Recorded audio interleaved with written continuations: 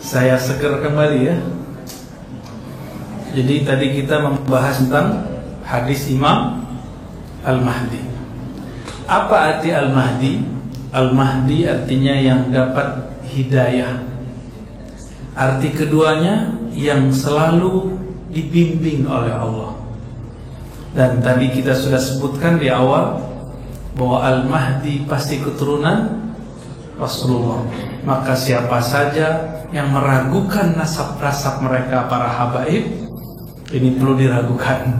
Udah kena fitnatul Dajjal. Walaupun urusan duniawi, habaib bisa tengkar sama habaib, itu urusan mereka. Kita tetap cinta kepada mereka. Apa kata Nabi? Ahibbu zurriyati hubban li. Cintailah keturunanku karena cinta kepadaku. Hadis ini riwayatnya hasan, bagus. Maka wajib mencintai zuriat Nabi. Bedanya kita dengan Syiah, kita tidak meyakini para habaib itu maksum. Apa arti maksum? Terpelihara dari dosa. Habib ya habib biasa. Yang mahal itu darah yang mengalir di tubuhnya.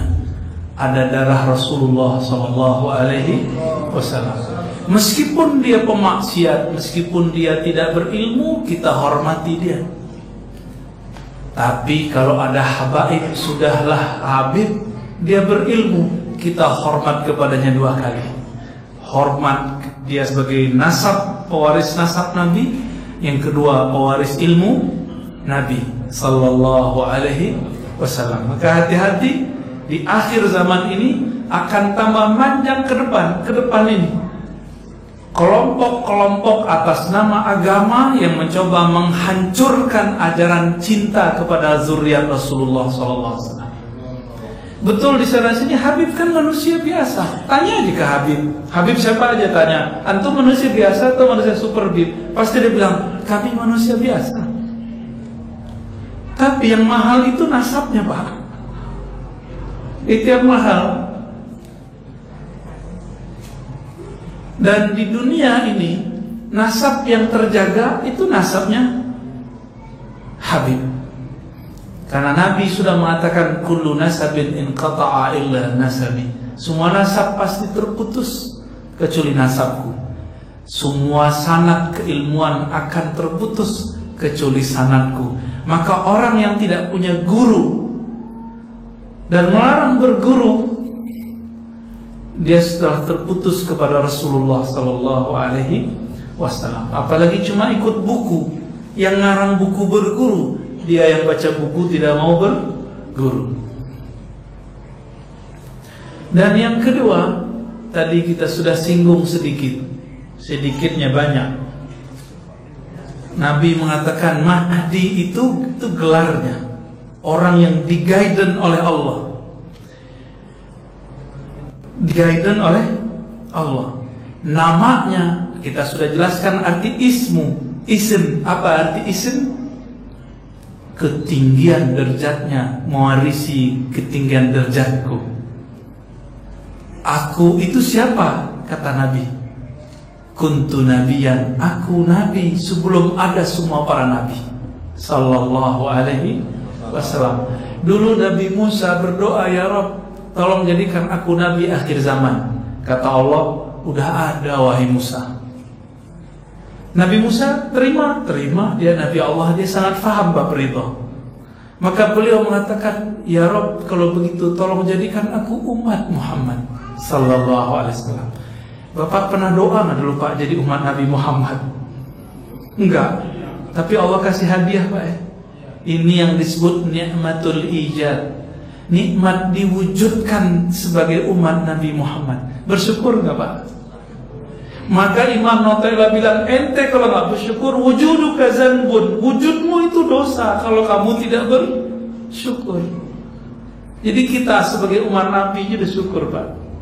Maka saya bersyukur setiap saat, apapun yang terjadi, baik kata orang, buruk kata orang, kayaknya semuanya harus disyukuri. Nggak ada satupun yang, bahkan corona terjadi pun membuat kita lebih dekat kepada Allah. Coba selama corona kita bisa ngaji online kan? Dulu nggak pernah ngimamin anak istri, itu bapak-bapak itu udah mulai ngimamin anak istri selama corona. Ya, ada rahasia-rahasia yang Allah Subhanahu Wa Taala buat. Nggak ada yang buruk-buruk, itu mindset. Kalau kita memandang dengan pandangan Allah, semuanya terlihat baik karena Allah itu telah mengatur sebaik-baiknya. Betul, fitnatul dajjal itu zahirnya terlihat buruk, tapi batinnya itu adalah kebaikan. Ujian bagi anak sekolah itu baik atau buruk, Pak? Nih contoh nih, kita kan maunya nggak anak kecil kalau dulu nih pada pengen bolos ujian kan. Tapi kalau kita paham nggak diikutkan namanya dalam ujian, sedih nggak? Sedih kita. Orang tua yang udah bayar SPP, nama anaknya nggak masuk dalam daftar orang yang mahasiswa ujian, gimana? Marah nggak? Bisa bakar sekolahnya Pak sekarang. Bisa gampar gurunya orang tua hari ini. Begitu teganya orang tua sama guru. Dia nggak bisa ngajar, udah minta tolong sama orang. Emang dengan SPP segitu bisa bayar guru? Nggak bisa Pak. Rasulullah mengatakan, innama bu'itsu mu'alliman. Aku ini diutus sebagai guru. Maka hormatilah semua guru karena dia pewaris ilmunya Nabi Sallallahu Alaihi Wasallam. Kita beruntung Pak punya guru-guru yang tulus. Ya guru-guru yang tulus. Alhamdulillahirabbil alamin. Gimana? Udah ada pertanyaan? Ini pertanyaan aneh-aneh kayaknya. Antum yang baca itu nggak jelas tulisannya. Ya.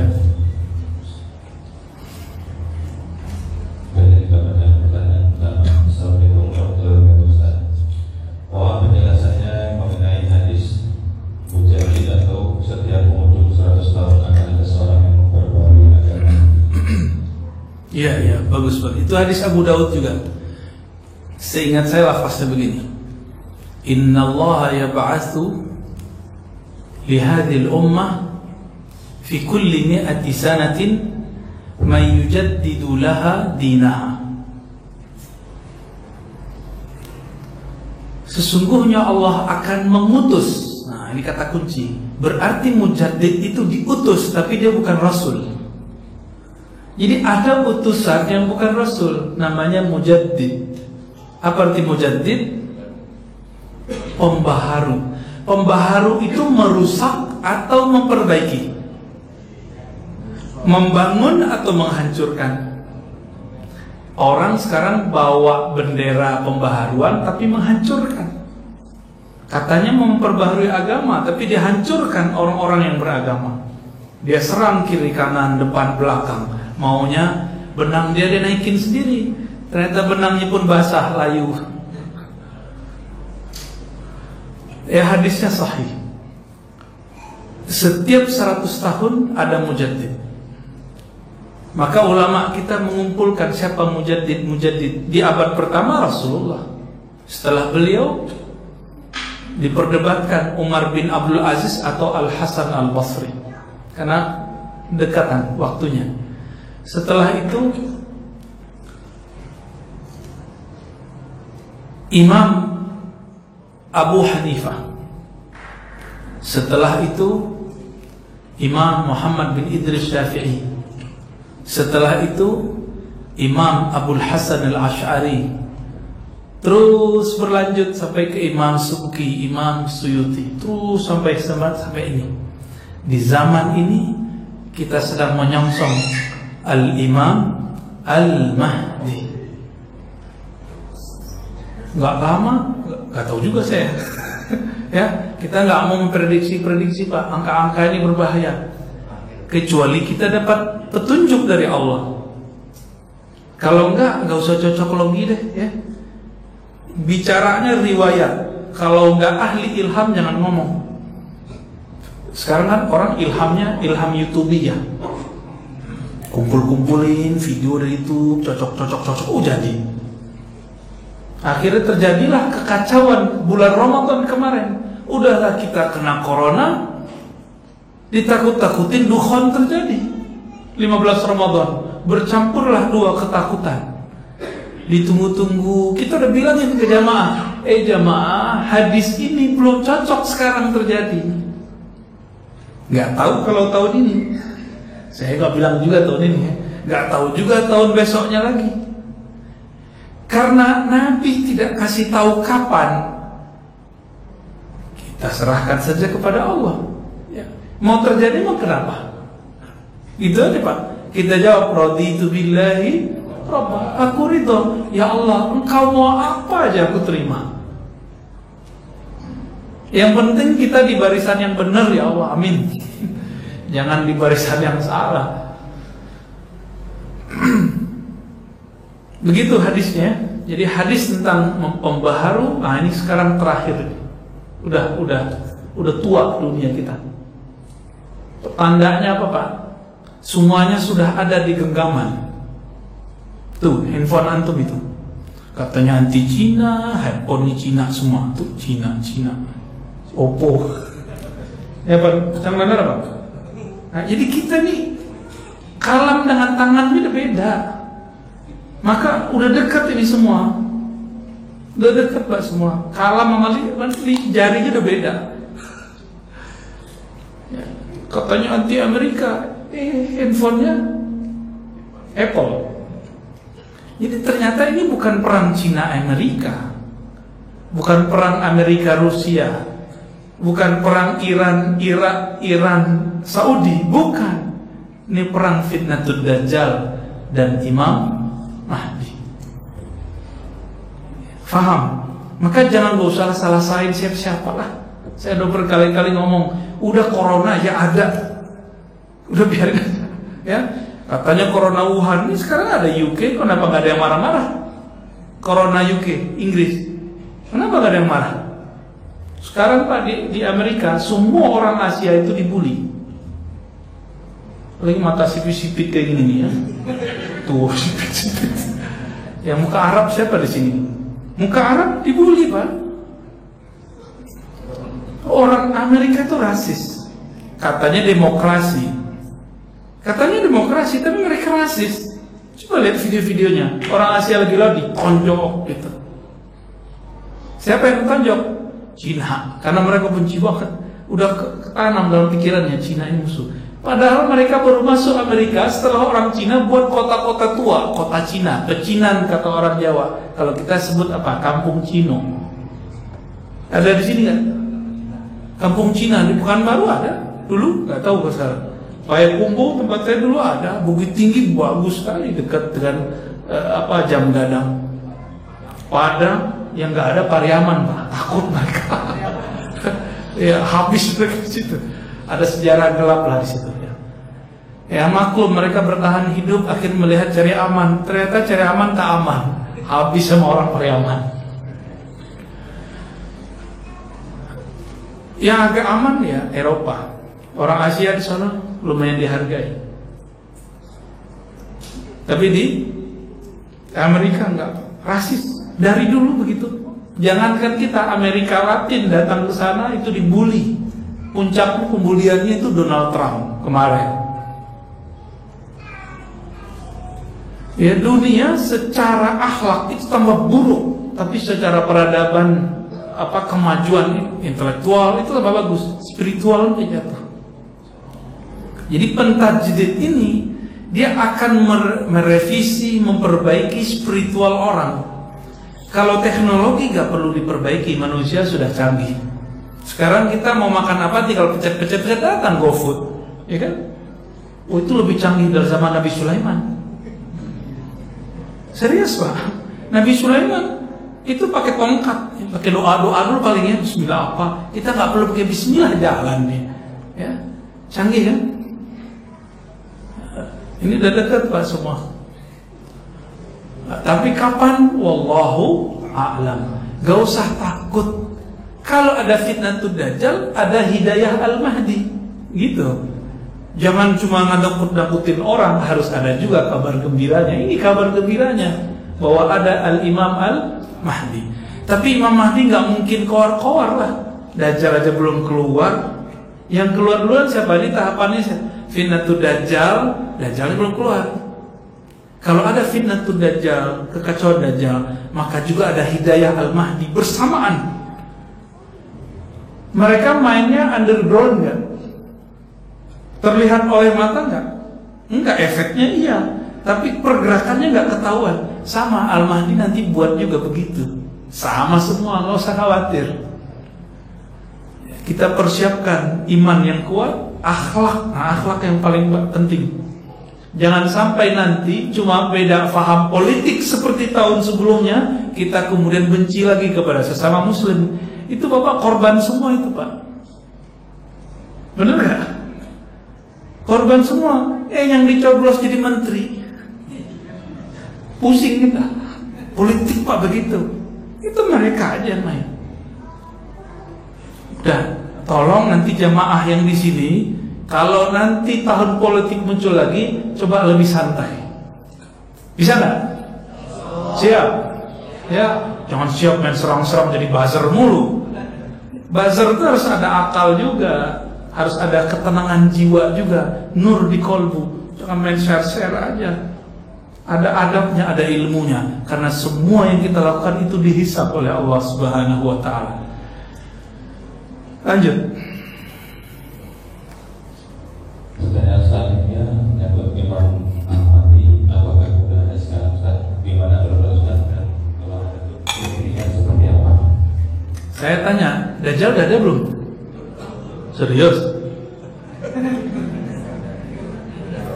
Berarti antum belum ngaji Dajjal ya? Kalau gitu Mahdi juga nggak tahu kan? Ya udah nggak usah tahu dulu deh, rahasia. Nggak boleh kita bilang ada atau nggak ada. Nanti aja, nanti kalau sudah ada tanda dekat saya kabarin. Sotoy ya, sok tahu. Lanjut. Bagaimana kehidupan kita setelah Imam Mahdi muncul dan bagaimana kehidupan selanjutnya setelah Al-Masih Dajjal ini terbunuh? Masya Allah. Kalau ini saya boleh jawab, kalau yang tadi nggak boleh.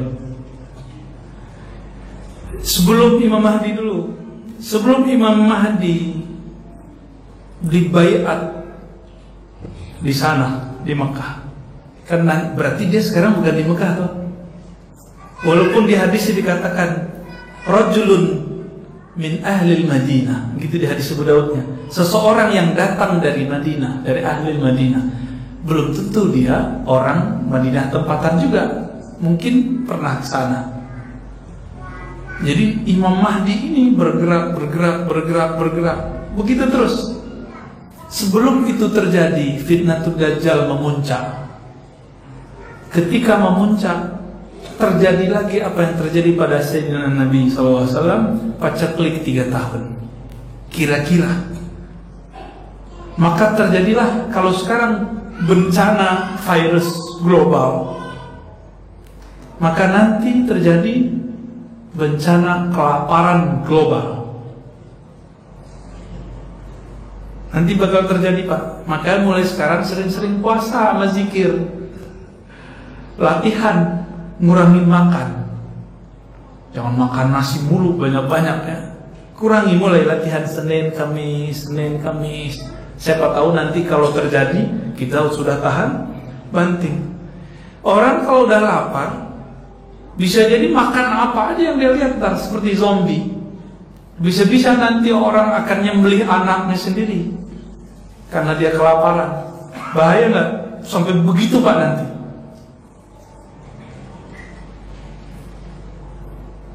Ini yang disebut fitnatul Dajjal. Jadi sebelum Dajjal keluar aja udah susah hidup kita. Susahnya nggak, sekarang corona kita masih bisa. Bahkan di sini sudah biasa, udah hijau lah kira-kira. Kita udah boleh ngumpul segala macam. Nanti akan lebih parah lagi. Ada orang kena virus siang ini, ntar malam mati.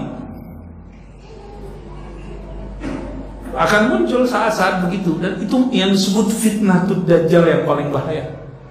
Kalau udah muncul masa-masa begini, Allah menyiapkan skenario indah nggak? Iya, tapi sebelum indah kan harus ada kesusahan dulu. Ini ujian semua, ujian nanti orang ketika muncul juru selamat. Nanti kan juru selamat ini ada yang palsu, ada yang asli. Dia ngikut yang mana? Di saat-saat itu muncullah juru selamat. Juru selamatnya, tunggu dulu, jangan bilang asli sama palsu dulu. Dia bawalah semua makanan, ditunjukkan keajaiban-keajaiban. Akhirnya dulu orang yang suka sakti-sakti pada ngikut dia. Habis itu dia bilang, saya wali Allah. Lama-lama dia bilang apa? Sebenarnya saya ini Allah. Gitu, nanti begitu kan. Sebenarnya saya ini Tuhan kalian, menjelma, menyelamatkan kalian. Nanti dia terbang kemana-mana, dia tumbuhkan dalam sekejap pohon-pohon. Bisa begitu Pak nanti. Apinya adalah air, airnya adalah api. Harus disebut Al-Masih tapi Dajjal. Juru selamat tapi palsu. Yang dia sedang mempersiapkan orang-orang sekarang berwajah ustaz, berwajah tokoh, untuk mencoba tidak mempercayai adanya keturunan Rasulullah SAW. Baru kemudian Imam Mahdi berjuang. Itu di zaman itu mungkin ini udah nggak ada Pak. Orang udah nggak bisa kerja, maka nggak ada listrik. Kembali kayak zaman kita masih kecil dulu. Zaman saya kecil dulu, saya pernah nggak ada listrik Pak. Saya udah pernah merasakan itu. Lama, bertahun-tahun. Kampung kena semua. Kita di Tanjung, tahu Tanjung ya? Dekat kuburan Pak, Tanjung kuburan. Belakang rumah saya nggak ada, dekat kuburan. Orang udah dapat listrik, kita belum dapat listrik. Gelap. Tapi di saat itu saya udah hobi baca. Udah bayangin, udah sampai ke sana, mirip-mirip begitu. Pakai minyak tanah, syukur kalau ada, kalau nggak ada. Nanti begitu semua. Jadi karena orang tidak ada yang bisa bekerja, bukan bahan alam semesta habis, enggak. Sumber daya ada, tapi orang nggak bisa bekerja. Corona kemarin sempat nggak kerja kan orang-orang. Sempat sebulan, 2 bulan, 3 bulan itu kacau itu. Sebelum ketemu pola-polanya bagaimana cara bekerja di musim pandemi. Udah banyak teman kita yang tepar, perusahaannya tutup, rumah makan nggak buka-buka lagi. Perusahaan udah banyak Pak Jakarta yang udah gak close, exit sudah. Nanti orang gak bisa kerja. Gimana? Ketakutan gak saya cerita begini? Saya udah sering dapat cerita begini Pak. Ketakutan juga kita. Tapi tenang, Allah itu khairul makirin. Allah itu ngaturnya lebih cakep daripada si Dajjal. Tenang aja. Cuma orang kan gak mau tenang, orang mau kusuk-kusuk. Ya, kalau nggak ada ketenangan di hatinya karena nggak zikur qalbi. Baru nanti ketika terpojok Al-Imam Al-Mahdi bersama pengikutnya nggak banyak Pak. Yang inti cuma 313, sebanyak jumlah Ahlul Badar, sebanyak jumlahnya para Rasul. 313, tapi doa-doa mereka mustajab, zikir-zikir mereka senjata. Kalau doa mereka mustajab, zikirnya senjata, sakti nggak tuh 313? Sohibul Karomat. Ya mirip-mirip Ahlul Badar lawan ribuan orang, sekali tonjok yang jatuh 3. Tonjok ini jatuh 3, 4, 5, 10, bisa begitu nanti. Karena di dalam dirinya ada kekuatan, di dalam kekuatan nurun ala nur. Ada nur, di dalam nurnya ada nur lagi. Musuh Allah gelap lagi, gelap berlapis-lapis. Terang lawan gelap, menang siapa? Ya menang terang lah. Mereka sedikit, tapi mereka sedikitnya itu banyak. Tentara Dajjal itu banyak, tapi banyaknya itu buih. Yang paling menyedihkan apa Pak? Ini kabar buruknya ya. Tentara Dajjal itu terbanyak adalah umat Islam. Zahirnya aja, batinnya itu munafik. Mereka lah Khawarij yang berdarah zombie, ingin gorok orang-orang Islam. Yang paling pertama mereka gorok siapa? Zuriat Nabi. Karena mereka tidak percaya dengan adanya zuriat Nabi. Pakai kopi apa? Mungkin pakai sarban, mungkin pakai sarung, pakai gamis. Tapi mereka bencinya sama zuriat Nabi, nggak tanggung-tanggung. Itu yang nanti akan ada pembantaian besar-besaran terhadap zuriat Rasulullah. Itu kerjaan Dajjal. Karena seperti zaman Fir'aun, masih ingat? Fir'aun bermimpi bahwa ada laki-laki yang membunuhnya dari kalangan Bani Israel. Maka semua anak baru lahir dari Bani Israel dibunuh. Itu berulang lagi, Pak. Fir'aun itu ya Dajjalnya itu sekarang. Dia mewarisi keganasan Fir'aun itu. Ada zuriat Nabi gorok. Makanya jangan seneng dulu antum jadi habaib. Serem loh. Agak menceremkan. Makanya kita sayang sama mereka. Kita cinta kepada mereka. Siapa tahu dari keturunan dia, ya kan? Kita nggak tahu. Siapa tahu omnya dia, pamannya dia, adeknya dia yang jadi Imam Al-Mahdi. Kita kan nggak tahu. Ini yang menyedihkan, Pak. Itu yang Nabi katakan, fa iza laqitumuhum faqtuluhum. Kalau ketemu Khawarij, lawan. Kalau sekarang lawannya belum pakai pedang, lawannya karena mereka bawa pemikiran, kita lawan pakai pikiran. Mereka bawa Quran, kita jelasin Quran. Mereka nyebut sunnah, ayo kita uji sunnah, ya. Ayo kita uji sunnah, siapa yang takut? Ya. Nggak ada takut, nggak boleh ada rasa takut. Tapi kegeeran juga nggak boleh. Ya antara itulah, ya. Antara khauf dan roja, antara rasa takut Allah nggak terima, tapi juga harapan besar Allah terima. Itu, Pak, kolbunya tentara Imam Mahdi itu begitu. Cemas-cemas harap, cemas-cemas harap, takut-takut tenang, gitu. Ada begitu. Kenapa? Di kolbunya ada keyakinan dan kesetiaan, dua aja. Ada keyakinan, ada kesetiaan. Ke siapa dia setia? Kepada Imam Al-Mahdi ntar. Di saat Imam Al-Mahdi bersama pengikutnya terjepit di salah satu tempat di Syam, di wilayah timur kota Damaskus, ada satu menara putih dan itu dirahasiakan Allah hari ini. Makanya Syam sekarang dihancurkan, ya. Kenapa? Dajjal ngerti, Pak, bahwa dia akan dibunuh oleh Isa. Isa turunnya di mana? Timurnya Damaskus. Seperti dulu Dajjal itu merencanakan kematian Nabi Isa karena dia tahu di print takdirnya dia. Jadi di Lauh Mahfuz dulu dia dikasih izin mengintip, karena sebelum Nabi Muhammad jin, iblis, dukun-dukun itu dikasih kabar. Dajjal kan pimpinannya, dikasih izin mengintip ke sana. Dulu si Dajjal ini menyamar jadi muridnya Yesus Isa.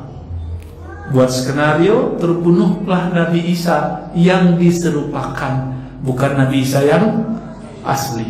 Wa ma qataluhu wa ma salabuhu. Mereka tidak pernah membunuh Isa, juga tidak menyalibnya, tetapi syubbiha lahum, ditasbihkan, dibuat personifikasi mirip dengan Nabi Isa. Siapa yang buat skenario? Yang mau bunuh Nabi Isa? Dajjal. Karena dia tahu yang akan bunuh dia siapa? Ternyata Allah punya cerita lain. Diangkat Nabi Isa ke langit kedua. Ketemulah Nabi Muhammad waktu Mi'raj. Oh, ini tuh namanya Isa. Ketemu Nabi Muhammad. Isa, ya, ada di langit kedua, Pak, sekarang. Tubuh fisiknya dan ruhnya masih ada lengkap. Belum mati beliau. Kalimatnya cuma mutawafika. Mutawafika secara ilmu harfiahnya bisa diartikan kami sempurnakan engkau, bukan kami matikan, bukan.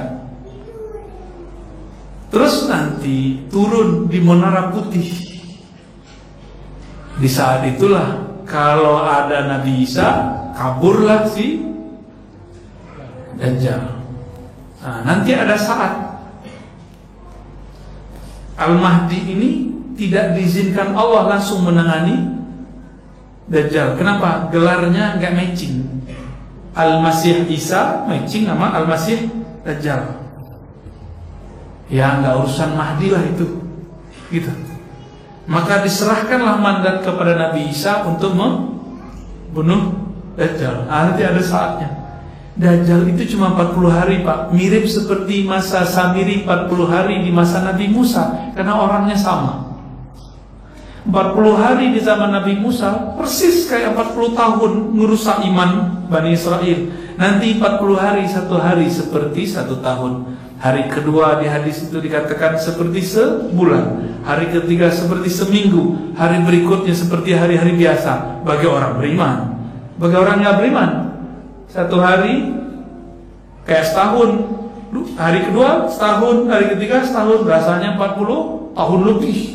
Terus siksa. Akhirnya mereka mikir, ya udahlah, kita jadi hambanya Al-Masih Dajjal aja. Itu Pak, nanti orang nggak kuat lapar.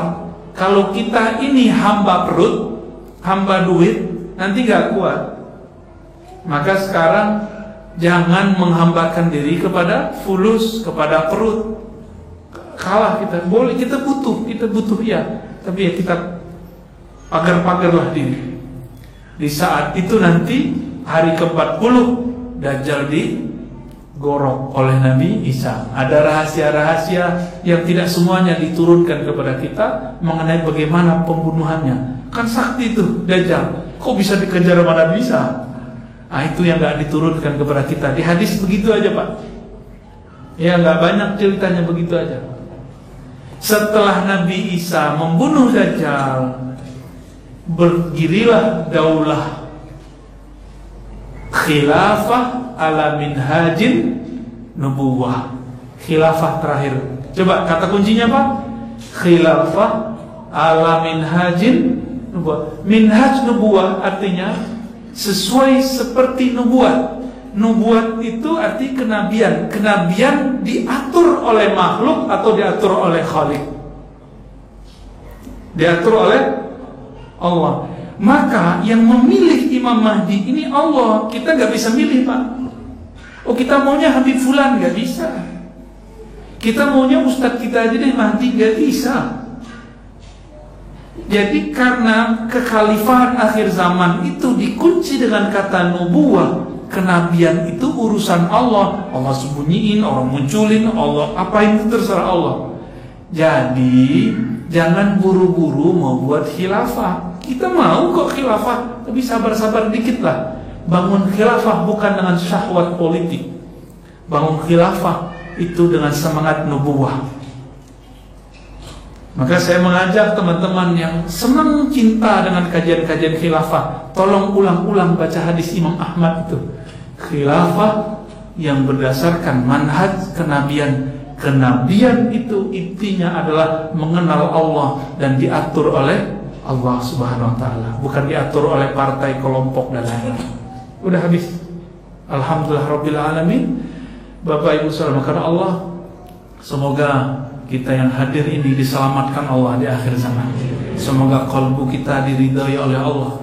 Meskipun zahir kita banyak dosa, meskipun mata kita, tangan kita, kaki kita, semuanya di badan ini banyak dosa, maka kita angkat tangan, ya Rabb, Allahumma ya Rahman ya Rahim, salli ala nabiyina Muhammad. Ya Allah, sampaikan salam rindu kami kepada Nabi Muhammad.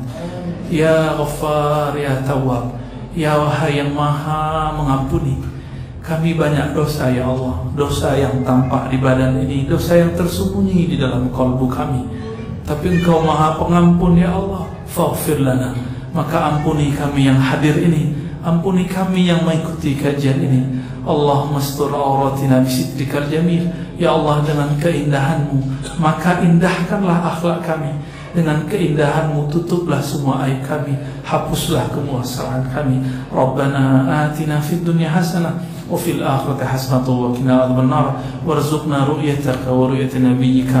Berikan kami terakhir ya Allah anugerah memandang keindahan wajah-Mu, keindahan wajah Nabi-Mu sallallahu alaihi wasallam. Assalatu wassalamu alayka ya sayyidana ya Rasulullah. Walhamdulillah rabbil alamin. Assalamualaikum warahmatullahi wabarakatuh.